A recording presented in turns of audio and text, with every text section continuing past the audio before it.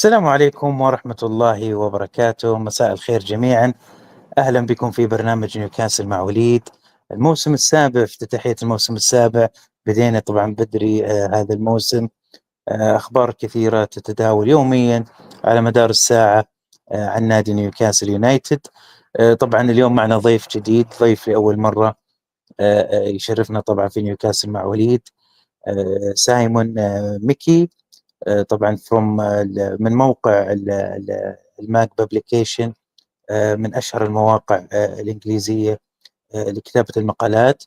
طبعا الأستاذ سايمون صحفي ومشجع لنادي نيوكاسل، طبعا من أواخر التسعينات. طبعا هو من مواليد لندن، لكنه طبعا زي ما قال لي إنه أنا دمي نيوكاسل أبيض وأسود من يومي صغير.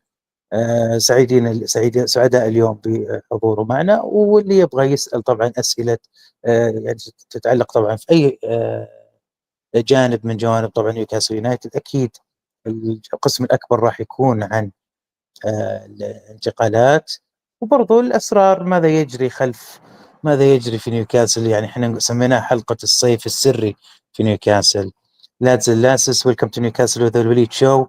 We have on the house Mr. Simon McKie from the Mag. Welcome, Simon. Thank you, Ali. Thank you for having me. Much appreciated. We are honored to have you, and we hope to get more information and exclusive, if I could say, from you. Simon, what... of course, you are a journalist. You support Newcastle since Kenny Dalglish era in the late 90s. We would like to know more about you. What you can tell the fans, the Saudi fans, about you. Yeah, so I work as sort of content development, and then obviously one of my roles is writing for the Mag. I've also got my own football blog, but I've been a Newcastle fan since I could first say Hawe. So I'm going back a long time. And you said Kenny Dalglish. First game was when I was 5 years old. I think we were playing Wimbledon away. Tino Asprilla was wearing a black and white shirt. Steve Howe was there.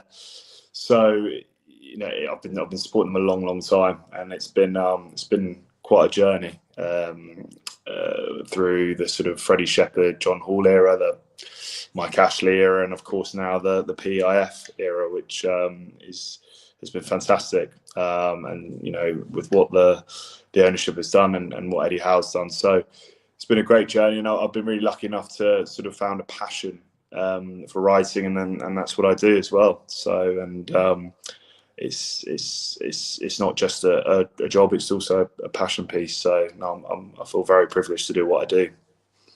Beside being a journalist, I remember you told me that you are in content developing. I do. You can elaborate on that a bit. It's for a real estate firm. So it's working on pitches and presentations and helping provide content and doing a bit of analysis on content. But that's more real estate focused rather than sport focused. But yeah, so I sort of, content is obviously it's a big part of my life, and the writing side. First time I've really done the camera and YouTube side, so it's exciting that I'm on here. Brilliant, Simon. Simon, I'll try to be honest with you, as to the last. For me, this is my season 7 doing the podcast, and to be honest, frankly honest, I feel it's very hard to be a journalist for Newcastle because all this secrecy. I call the show the Secret Summer with Simon. It's very hard, especially for the journalists, to get information from the club. And we notice some of the journalists try to sometimes they're telling some info, or some news, but in reality it's nothing new. It just combines some more together to make a living, as they said. is this is something in PIF era? Is it something new, or this is usually happen with previous owner like Mike Ashley and before? Yeah, I mean, are you referring to sort of transfer talk and sort of getting in players coming through the door? Part of that, but everything. It's not easy to get information from Newcastle, which make us life very difficult. Yeah, I mean, I think they probably want to play it that way. I think it all comes through who's there as well. I think if you look at the coach, if you look at Eddie Howe and the way he conducts business and the way he conducts himself, he's very closed doors. I mean, I think he'd be the best poker player in the world, because you listen to press conferences, you never know what the truth is when it comes to players coming in, when it comes to injuries. I think as well, if you look at what's happened in the past with Mike Ashley, a lot of stuff was in the media. I think if you look at sort of, whether it be unrest in terms of the backroom stuff, in terms of the players, we had obviously, I think there was reports of a leak coming through when Mike Ashley was there and Steve Bruce was manager, of training ground bust-ups. And so it might be a lesson learned. It might be that Newcastle just don't want to publicise and they just don't want to reveal any sort of plans. I mean, if you look at what's going on with the stadium, again, there's an element of unknown with that, even though they keep saying there's going to be an announcement soon. Still, it feels like very much a 50-50 with the stadium and what's going to happen, whether we stay in St James's Park and they develop it, or they move across to Leazes.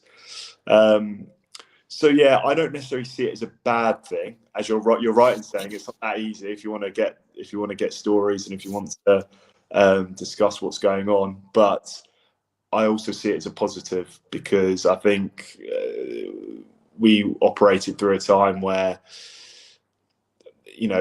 like I said, it got a bit unhealthy when you heard about training ground bust-ups and fallouts between coach and players. So they probably want to keep everything really, really tight, and unless it's an exclusive and unless it's been secured, whether it be the training ground, whether it be the stadium, whether it be a player coming through, whether it be a player being sold, it feels like they're only going to announce it once it's happened. So yeah, it's not too exciting, because obviously Newcastle fans always want to see who we're linked with, what's going on with the ground, what's going on with the training ground, even the badge. I mean, obviously they did a fan consultation with the badge, in fairness to them. So that was something they were very open about. They were consulted with the fans about changing the badge to a more modern design, or to a more easier design to help with graphic designers. I think that's what it was. So yeah, but they do play their cards close to their chest. So, but I think that's Eddie as well. That's how Eddie Howe operates. So I think feels like it's all the way down from top to bottom. Brilliant, Simon. And also, beside that, the agents, player agents, and big news accounts, and also overseas journalists, we noticed them using Newcastle like daily for making the tweet very popular. They use Newcastle always in negotiating to increase the deals, to marketing the player, to marketing themselves every day. All right, Simon, we would like, of course, the main topic is the transfer, who's coming, who's leaving, and as far as we have now, we notice kind of exclusive for Ilanga, which the latest news saying it's not that close, but we see the players putting 16 picture in the Instagram, and the last picture, number 16, he playing paddle with the new t-shirt Newcastle on, and he playing an Arabic kind of an Arabic song mixed with English. It's called Yalla Habibi. Okay, and how you familiar with the? And we see Gordon, Sven Botman commenting and saying Jordan saying Yalla. Have you used word "yalla" more often in Newcastle now? If you know what mean. Yeah. I mean, I think he was a subject of interest last season. I think we put in a last sort of minute bid. It didn't look great. I think it was on the deadline day when we couldn't secure Mackie's services. I think we ended up putting in a bid for Elanga. I think it was in the region of 35 million. I don't think there was any chance Nottingham Forest were going to accept that last year, especially with what they were wanting to do. He's obviously such an important player for him. I mean, in terms of the possibility of him joining Newcastle, maybe. I think it was him in the. I think it was his friend who was in the Newcastle shirt, and I think he was in a Bournemouth shirt. Ah, okay. So I think he was in a Bournemouth shirt with Semenyo on the back, and I think they're friends. The picture wasn't that clear really, but it's Newcastle shirt after all. Yeah, I think he was playing with a friend who was wearing a Newcastle shirt, and I believe he's friends with William Masula, who made a comment on the post. But it's strange that Gordon and Botman suddenly appeared. I mean, I think it's no secret. I mean, I said that Eddie Howe and Newcastle like to play their cards close to their chest, but I feel like Elanga's a player that Eddie likes. It's being reported, that he is a big fan of Elanga. So, I mean, I think it all depends what Nottingham Forest wants to do. I think you alluded to it earlier when you said, there seems to be a big tax when it comes to Newcastle wanting to buy players because of the ownership and the level of wealth Newcastle have. So, but of course we've got PSR as a hurdle. So whether or not we can get Elanga will be a question mark. I mean, it depends I think because we've got Champions League and Nottingham Forest missing out, it might put a bit of pressure on Nottingham Forest because Elanga might want to come to Newcastle. He's big friends with Isak as well, obviously playing with him at Sweden. So it's definitely one to watch. But I'm hearing that we've got around 150 million total to spend.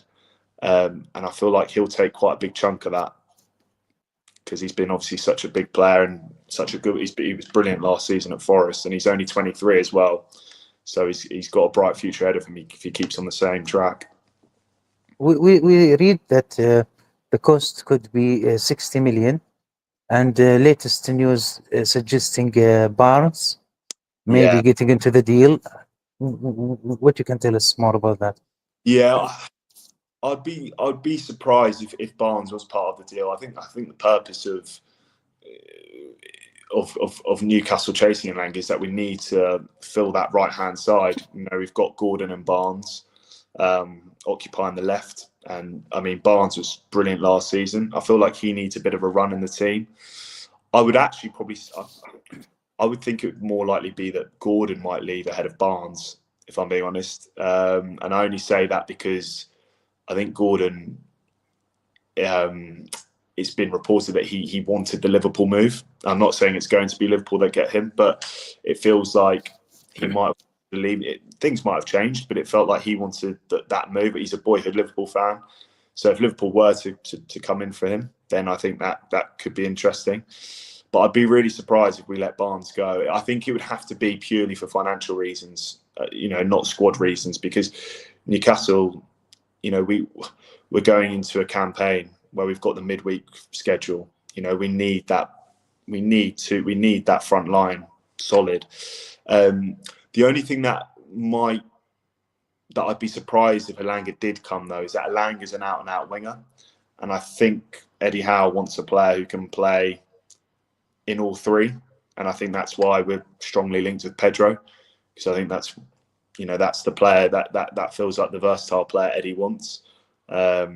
Because I doubt we'll be able to get Pedro and Elanga and someone else with everything going on in terms of PSR. So, yeah, I would be surprised if Barnes left. Personally, I think it would have to take quite a big offer, because I know Eddie's a massive fan of his, and I think, and also people forget, he scored 13 goals last season. I think it was around 13 goals. I mean, it was more than Elanga. So he scored more goals than Elanga. So, you know, and Hudson-Odoi and other wingers in the league. So he's a really, really important player in terms of goals. I just feel he needs a bit of a run in the team. I'm a huge fan of his. I mean, I'd love to keep him. I think he's a top draw player. Suggesting Elanga, do you think it's somehow related with keeping Isaac, bringing his national teammate? This could kind of make him settle and stay in Newcastle. Especially now we're talking about it's like 200 million for Isaac. Yeah. Do you think something in this? What, in terms of Isaac leaving, potentially? No, I mean like bringing Elanga.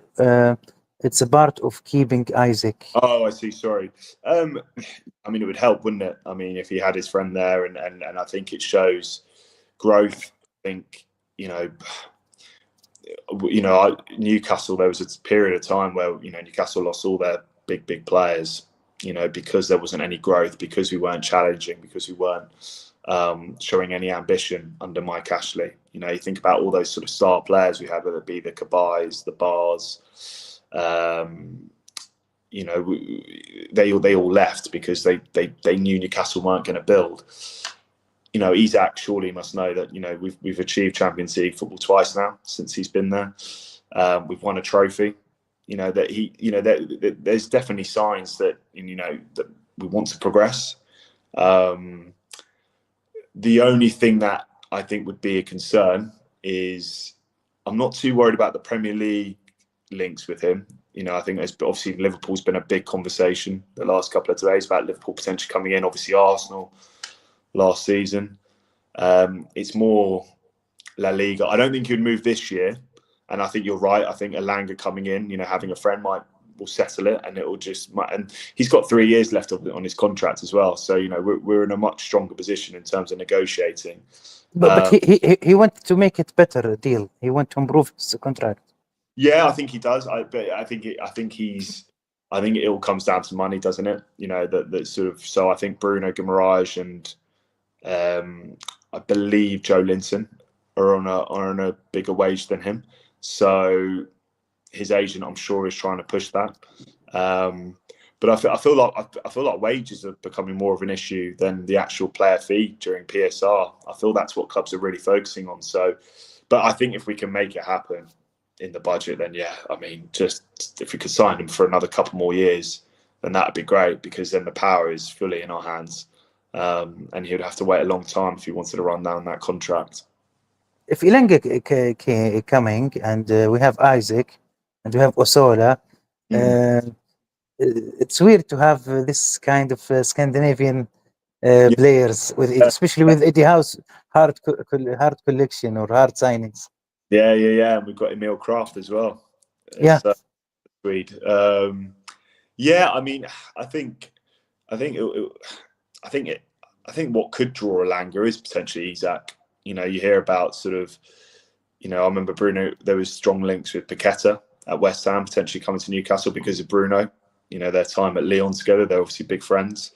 But yeah, it's probably not as straightforward as that, unfortunately. I think it's going to have to take quite a big fee if we want to secure Elanga this window.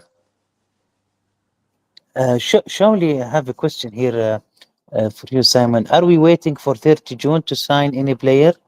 If that's the case, then why are there still PSR issues? It's probably going to take a bit more of a financial expert in the Premier League to answer. I feel it could be just that, Newcastle just haven't quite reached that stage yet in revenue. We're still playing a lot of catch up. I think if you think about our player sales, we haven't done that many. You think about some of the bigger clubs and they've moved players on at quite big fees. We haven't really done that since, Eddie's come through. Obviously, we've had Minter and Anderson leave last summer, which I think has built up the kitty for this summer. But, and of course, Lloyd Kelly joining Juventus. I mean, I think this is the last year, if I've got that right, of PSR. I think they're changing the model from next season. But I think from what I understand, I think Newcastle are still in a place of trying to play catch up. I think every club now has got some sort of PSR hurdles ahead of them.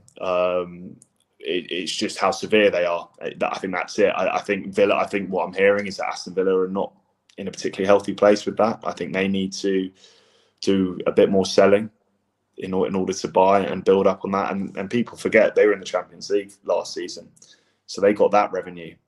So it feels like you really need to build up the books, with whether it be through sponsorships, through revenue, and that's a huge reason why Newcastle are trying to build this big stadium, is to generate more revenue so they can then increase, the potential on the pitch. I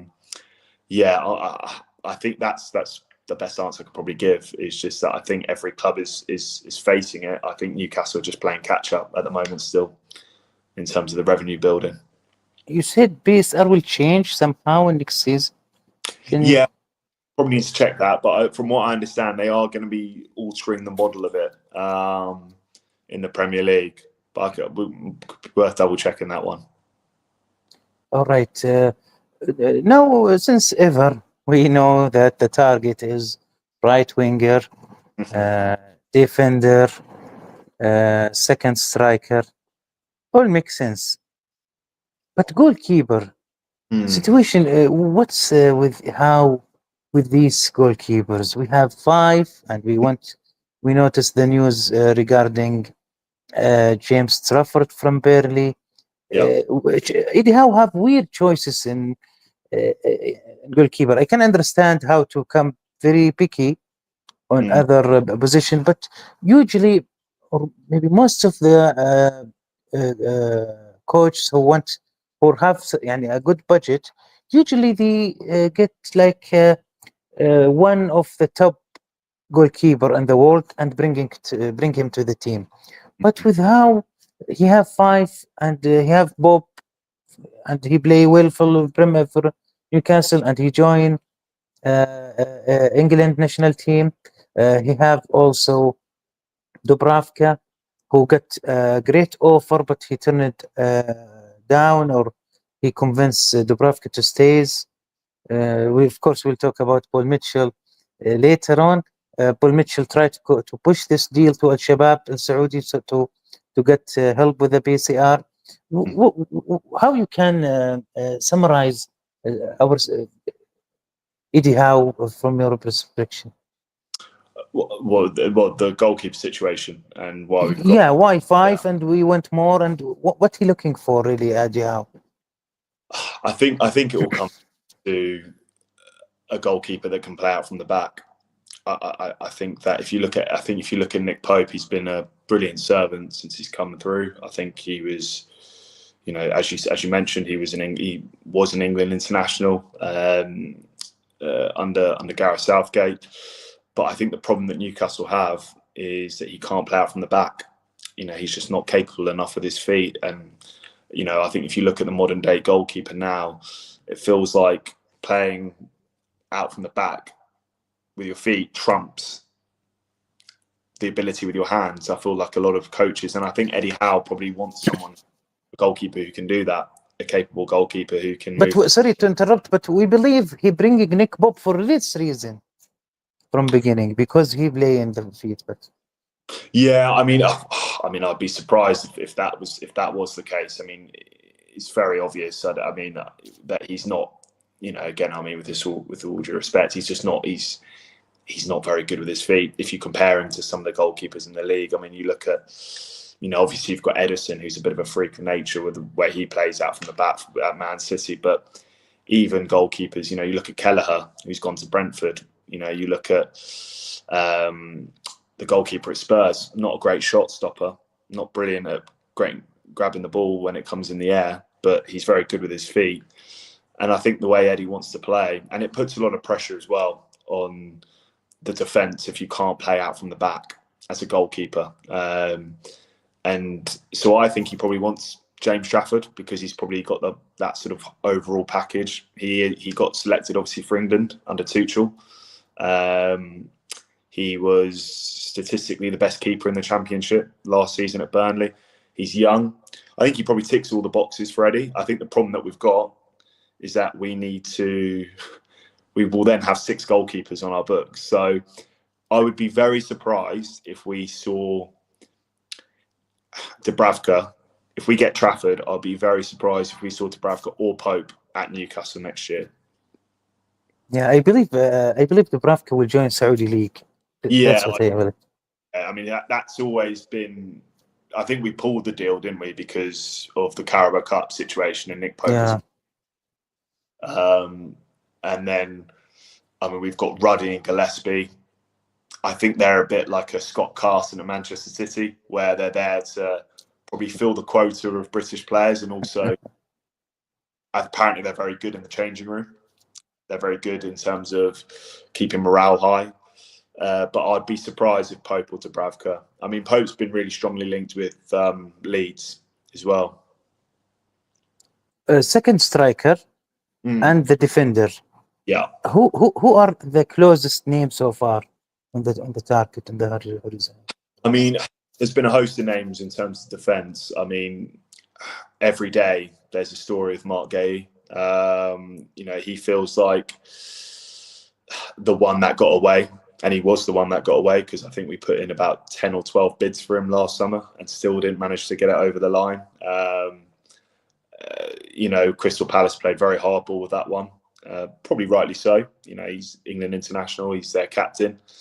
But it feels like that one might have escaped now. It feels like Liverpool, if he was to move, it feels like Liverpool might get him because of the Quantza deal, which I believe was agreed today with Bayer Leverkusen. So Quantza's going over to Germany, so they feel like a suitable fit would be Makaie at Liverpool. But Tomori's been one. He's been linked with a move to Newcastle. He's been another name that keeps getting thrown about, which would be interesting. I think we definitely need a centre-back, though. I think that is absolutely critical, because I think Shah and Byrne, as well as they've done and as good as they are, they're both approaching their sort of mid-30s. And I think, you know, we've got Botman, who I think is a Rolls-Royce defender. I think he's top draw, but he's been injured the last year. You know, it's going to take a while for him to settle back in. So I think we do need a centre-back. But Eddie Howe is very, very, very, from what I hear, precious about who he signs. So although these names all get linked, it feels like he only has a set target. And it felt like Gay was that player, but we just didn't get him, which probably might have not helped his relationship with Paul Mitchell. But that's something we'll get on. We'll come to Paul Mitchell, don't worry. But yeah, no, I think there's been a host of names. I think it sounds like the brief is he wants an English centre back from who's been reported. Right. Okay, so regarding you spoke about Ilanga more and also Joao Pedro. If I know Eddie Howe, he will go more for Joao Pedro because he can play right winger and he can play second striker. Yeah. So who close more? You think closer to join Newcastle? I believe, or do you think a third name will show up soon? Could be. It could. A name could suddenly spring out the hat. I mean, that's what's happened before, hasn't it? You know, you think about Isak and Tonali when they signed, they sort of came out of the blue when they was really close. It feels like João Pedro is probably the more likely. I think, obviously, with what happened at Brighton when he had a fallout with the coach, Huesler, and then he had a bust up with Van Hecker on the training ground. So it feels like he's slightly alienated himself from that Brighton camp, and I think that, you know, he's apparently very close with Joe Linton and Bruno as well. So again, going back to that Elanga Isak sort of circumstance, it might be a similar one. It might be that Bruno and Joe Linton could convince him. I think he's probably more of an.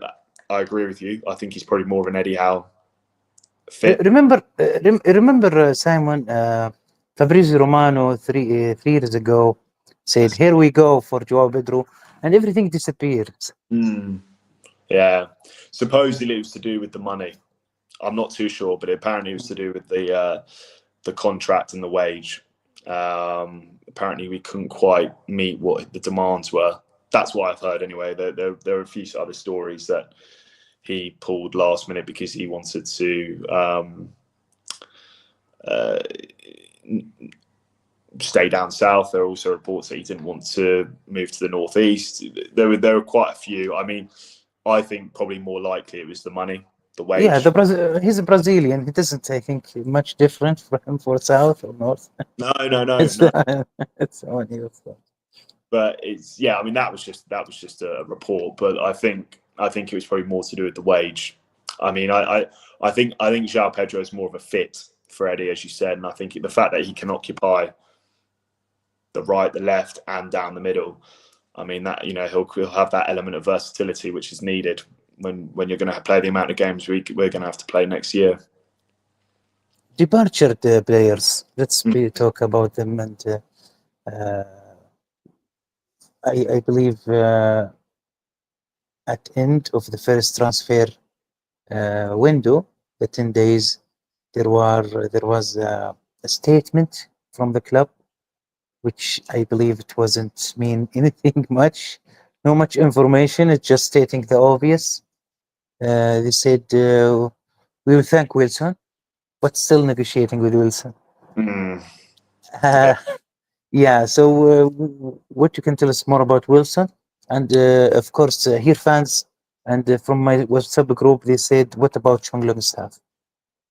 Yeah, I mean, I think the Wilson situation, I think that's probably more of a security measure in the sense of if we don't sign a striker, still having him next season. I don't necessarily agree with that because he didn't score one Premier League goal last year, and I'm a huge Wilson fan. I think I think he's been brilliant. He was a big reason why we stayed up.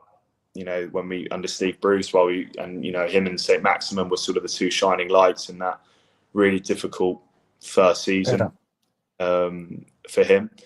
And so I'm a huge fan of his, but I feel like he just doesn't. I feel personally that Osula is a better option right now than him. If we need him if we need a second striker to come in and support Isak or replace Isak off the bench, whatever it may be, I think it's probably more of a let's wait and see, because we were very strongly linked with Delap before he moved to Chelsea. He was a player that Eddie supposedly went and met. So I think if we got that deal, then I don't think Wilson would have stayed on. So I think it's more of a assessing what's going on. And also don't forget, him and Wilson, Eddie Howe and Wilson, have been working together since Bournemouth. So although there shouldn't be, I'm sure there's an element of loyalty in that. But from what I've heard, it could be an incentive contract. So I think Andy Carroll was on something similar when he returned to Newcastle, where it was you pay as you play. Pay as you play, yeah. So you pay as you play. So, I mean, Wilson might not want to accept that. But, I mean, that's, again, he's been linked. It feels like we've got a lot of players linked with Leeds, because I know you asked about Sean Longstaff, and he's another one. I mean, Wilson supposedly he's linked with Leeds this summer, and supposedly Falca is a huge fan of his. So that could be one to watch. But yeah, like I said, I think it's more of a security measure to make sure, if anything does happen, if we can't secure a striker, we've at least got one body there to support. But not that I agree with that. I think we need a lot more firepower than what Wilson's given us, that's for sure, if we want to compete in the Champions League, Carabao Cup, the FA Cup, and the Premier League.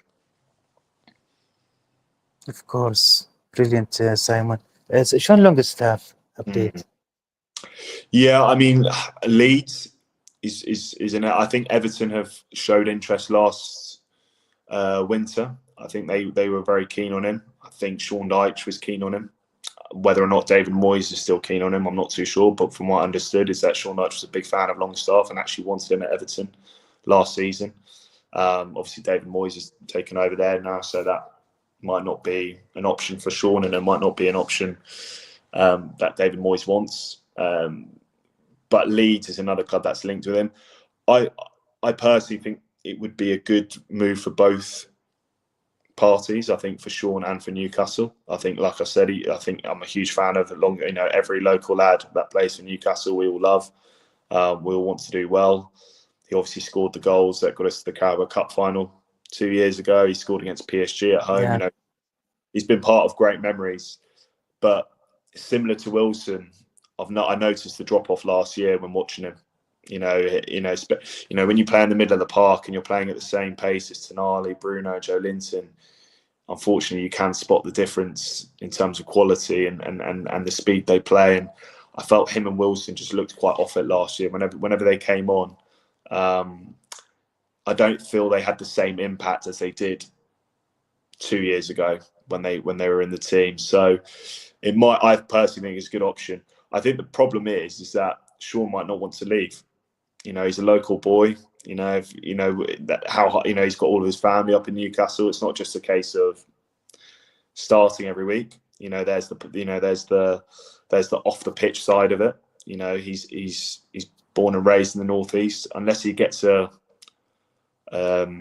big offer, I think that one might be a bit tricky to sort of navigate if we do want to sell him. That is, Eddie Howe's a big fan of Sean Longstaff, so it's all speculation. It could be that there's nothing in it, but it could be quite tricky. In addition, it's been mentioned many times regarding when it must have some players from the academy for European games. Yeah. How many players we should have on the squad from the from original Newcastle originally? I believe, I could be wrong here again. It probably needs double checking, but from what I understand, I think it's 8. Oh. Within that you need to have sort of 8 homegrown players. Now, homegrown is, from what I understand, I think Gillespie falls into that bracket of homegrown. The goalkeeper. So I think that's why he's staying there. Dan Burn, consider one of them. Dan Burn? No. Dan Burn. Was he there before? He was in the I think the youth. I think so. You've got Lewis Miley, you've got Sean Longstaff. I think it's probably players that have been homegrown within the country. So it probably needs double checking what those. Yeah, but Dan Burn, who played before in a youth team, doesn't consider him as a grown-up. So I think homegrown just means within. From what I understand, it's homegrown as in played from England. Okay. From the country. But that probably needs double checking. I read it was 8. You need at least minimum 8. All right, Simon. Now one of the hottest topics is the sport director. Yeah. Everybody here talking, and we did many shows regarding, Dan Ashworth coming, and he left. We have Paul Mitchell. He become like the man who will change everything. And this conflict happened. Being quiet about it, then he decided to leave, and in good terms. It seemed that no position for a sport director with Eddie Howe. Yeah, slightly strange one, isn't it? Because obviously he came with a really good reputation. Obviously, what he did at Monaco, what he did at Southampton. It feels like Eddie Howe has obviously got a certain way of working when it comes to the recruitment. And like I said, from what I understand, he's got a very specific list. And I think he is very specific in terms of the type of player, the profile of player. Now, I know that sounds silly because I think every club has that. But I think with Eddie as well, because of the way he plays, the pressing game, I think he's such a perfectionist in that respect. You think about the players that he signed. And I also think he really focuses on a character. If you think about the players we've brought in, you think about their character. So, yeah, and it probably didn't help. I think Paul Mitchell, even though I think it was slightly taken out of context, he obviously criticised the model of our recruitment when he did his interview at Newcastle. He said it wasn't fit for purpose, I believe. Now, I think, again, that's probably taken out of context by media by saying, I don't think it necessarily meant the players. I think it probably meant we didn't sell enough players to buy, or, you think about the players we bought with Trippier and Dan Burn, quite, in terms of their age profile, he probably was alluding to that. But it wasn't great what happened last summer. I think if you think about how Newcastle have conducted themselves, going back to that point you made at the beginning about the secrecy, if you will, and the way they conduct it. I think, the Gay saga went on for months and we still didn't get the player. And then we obviously made that last-ditch attempt for Elanga on the last day of the window. It's not really how Newcastle have conducted themselves since the PIF have taken over. They've been really strategic with who they buy. They've kept it quite well hidden in terms of, the deals being done. It was really only Anthony Gordon, which was the one that got released early. And then there was obviously the rejected bid at the beginning. That was sort of in the media. But I can't really think of many other players that were in the media for longer than a week until we signed him. Whereas the Gay saga went on for almost 2 months. And we still couldn't get the player. So that probably didn't look great for Paul Mitchell. I think the only thing he's done pretty well is getting 15 million for Lloyd Kelly when we obviously got him for free. So that was obviously quite good business if he was involved in that. But I mean, you've obviously got Steve Nixon and Andy Howe, who've sort of taken over the reins in terms of the recruitment. Steve Nixon's been there a while. He's obviously worked with Eddie on those players that we've bought in before Paul Mitchell arrived. Andy Howe's obviously, Eddie Howe's, he's a relative, so he knows him well, he trusts him well. So it could be that Eddie Howe just wants to have full control over that. And from what I understand, that, we're not necessarily recruiting for a director of football. It might be a director of sports or sporting director, whatever, whatever sort of title you want to use, who looks after sort of the youth, the training facilities, the development of the anything except bringing players. Anything other than locating and identifying that's his job. But I mean, it'll be interesting what happens. I mean, it felt like him and Dan Ashworth worked okay together. So I mean, even though there were reports that there was a bit of a, there was a little bit of a falling out, but it felt like those two had a good relationship. It might have just been that him and Paul Mitchell didn't get on, and it can happen, can't it? When you've got sort of two, Paul Mitchell was a very experienced man in that field, and obviously Eddie Howe had the leverage and the armour to say, I've done this well with Newcastle. Surely my opinion's. Any similarity with the situation with Dan Ashworth leaving as well? Or different, you believe? From what I understand, it was, I think, with Dan Ashworth leaving Newcastle to yeah. Or leave. Yeah, I think when Manchester United come calling, I think it's just obviously. But he was happy, I think, with it. Well, I assume so. I think so. I don't think there was no sort of public just the offer knowledge that he was unhappy. I think it was just a case of Manchester United, even though they're not the same club as they were or the same team, they are still arguably the biggest football club in the world.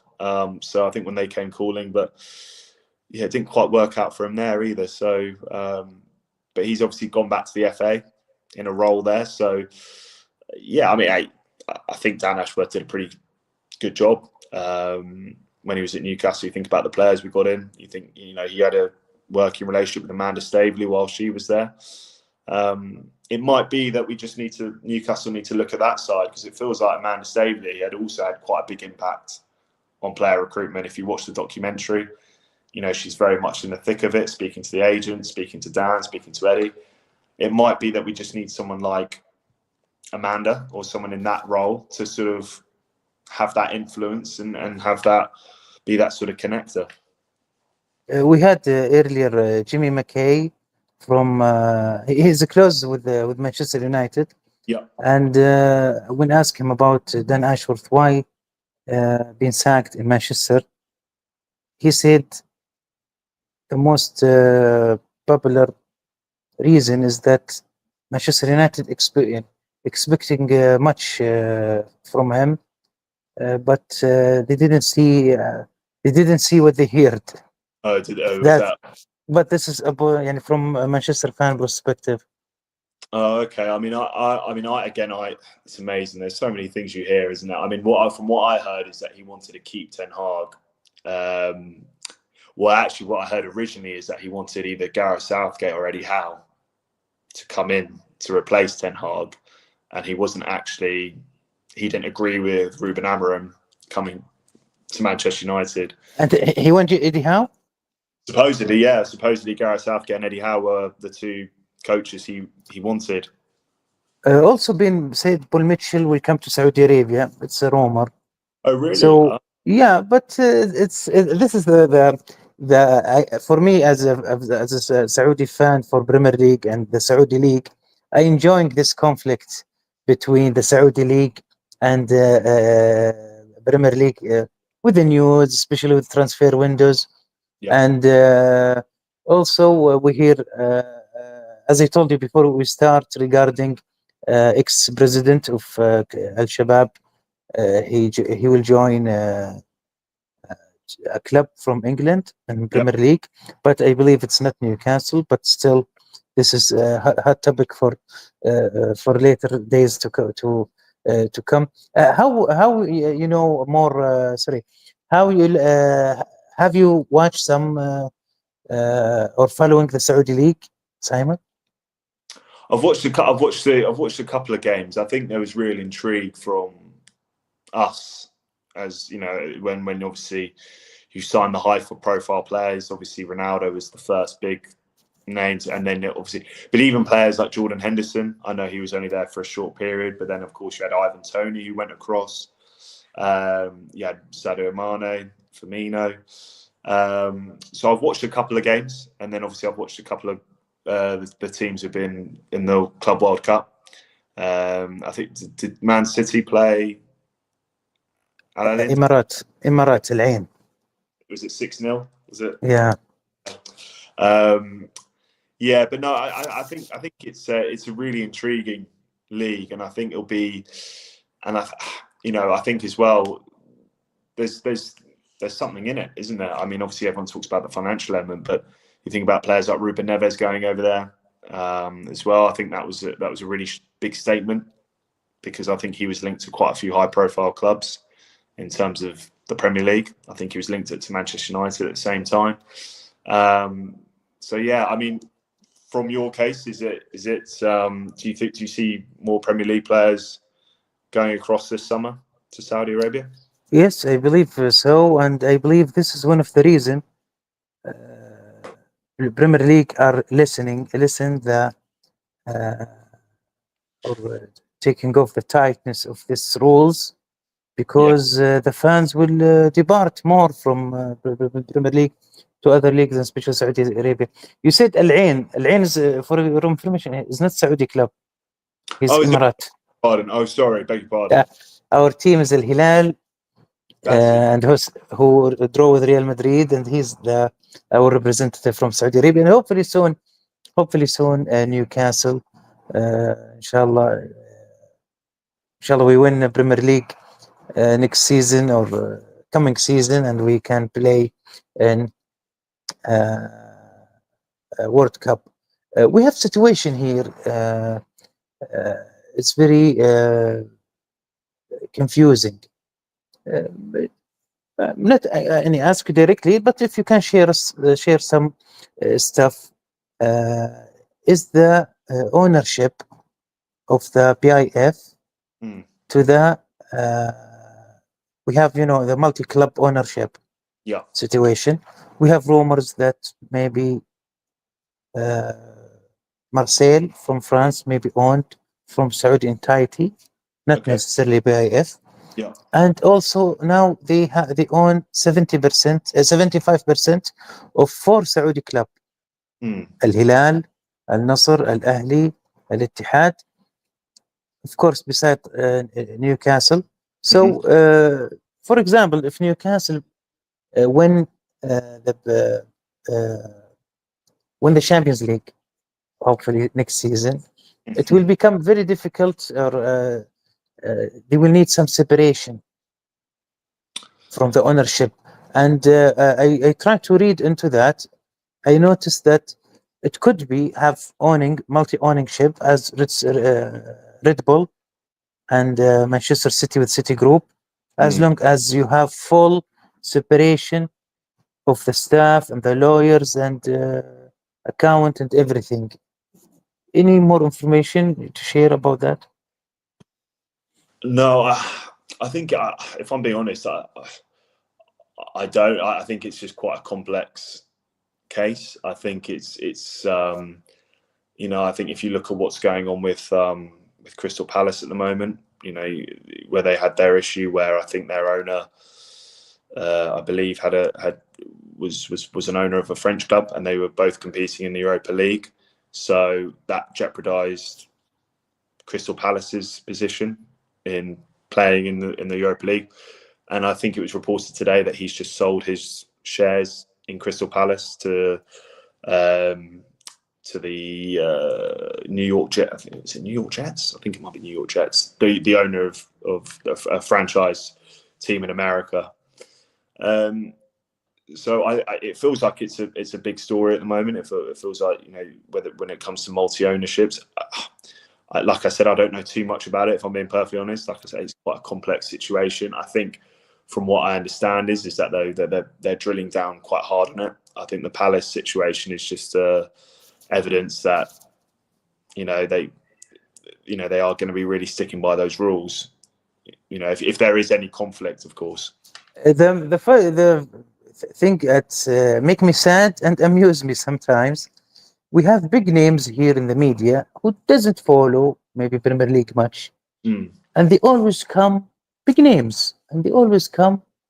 This team, of course, the Saudi team will bring Isaac. This team will bring Bruno. They thought because the same ownership, it's easy to bring a player from Newcastle. Yeah. He didn't know about the PSR and Eddie Howe situation. So this is really weird for us here because I follow the news from Premier League and I know the situation. Yeah. I think. Yeah, I mean, that. To be honest with you, that you know, we thought that was potentially a route for Newcastle to get players. I think there was a strong link that, you know, Ruben Neves would move to Saudi Arabia for 6 months and then come to Newcastle. Yeah. Be an easy transition. It was so, but we've of course not signed one player from the Saudi league, so it's proof that, you know, we're not using it as a way to I suppose get easier deals, as the media labeled it. Yeah. Khalid here, and that's our friend from WhatsApp group, asking about who will be the CEO. Of course, we noticed that there is every week, like we hear some candidate, and I recall, I forget really the name, but I believe the closest one, the one who was in Real Madrid, if you recall it. Yeah, I mean, from what I understand, Newcastle are being obviously quite sensitive about the way they're handling it because of Darren Eales' situation. Obviously, it's, you know, he's not in great health, but he's still there till we find someone. I forgot the name. There was a chap who was linked, and he's supposedly going to Sunderland now. So I don't know how that feels. But yeah, I mean, I think we were linked with the former CEO of Arsenal. Again, I forgot his name. He was strongly linked. I think when it comes to that, I think probably that's one that won't be announced till it's announced. I don't think that really grabs the headlines, unfortunately, in this country. I think because of what's happened in the summer at Newcastle with Paul Mitchell, as we discussed, that feels like the more focused appointment now of trying to see when the CEO will leave. Darren Ellis, from what I understand, he'll leave when we found a replacement. So he's still okay. I don't think he's going to leave that spot vacant. I think he's going to leave when, from what I understand, he's also part of the interview process of interviewing any future CEOs of Newcastle as well. So I don't think there's that space will be vacant. Summer preparation, Simon. How you think about it? How to see it? Do you like the the routine of doing some the Sela Cup and have some? I believe they will go to Singapore maybe this time and play at Korea, I believe. And what's your expectation for next season? Well, I think in terms of summer preparation, I think we've obviously, as you said, we're going across to Singapore and Korea. We're obviously playing Arsenal and Spurs, playing Arsenal in Singapore, and then we're playing Spurs in Korea, South Korea, and then of course we've got the Sela Cup against Espanyol, I believe Espanyol and Atletico. And then we've got the game against Celtic, which is a sellout as well, so that'll be good. I think as I said before, I think Newcastle, the club, are just trying to build the biggest name they can for themselves, and I think going to Asia is probably a high priority of theirs, to get the shirt sales. So I think for Newcastle, they're good fixtures to have. I think I think the Sela Cup is always a big hit in Newcastle since it landed. I believe it's sold out, if I've got that right. I think Newcastle confirmed that there was a sellout now, which is great. It just shows the passion, doesn't it? And it just shows how excited the fans are before the season starts. And then I think, what do I predict next season? I think it depends who we bring in.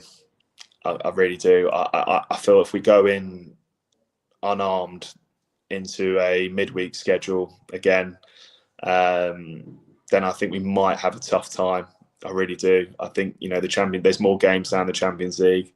Without me being pessimistic or a cynic, but I do think we need to improve the squad significantly if we are going to challenge on all fronts, whether that be the Champions League, the Carabao Cup, the FA Cup. And it's so important now that if we want to start building again, going back to the PSR, going back to the revenue piece, if we want to start building, we need to maintain getting Europe every season, but we need a squad with that. So, but I've got such faith in Eddie. I've got such faith in him. So yeah, I'm always positive when he's in the dugout.